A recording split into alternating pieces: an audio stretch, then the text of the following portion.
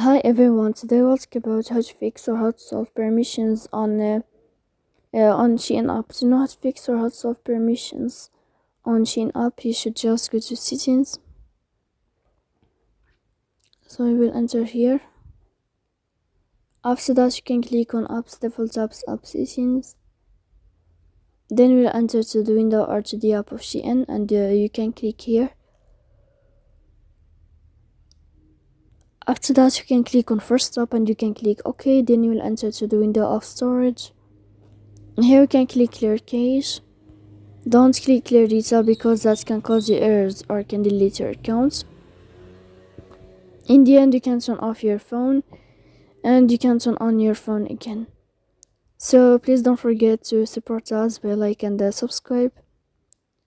See you next time in another video, and thank you for your attention and your watching.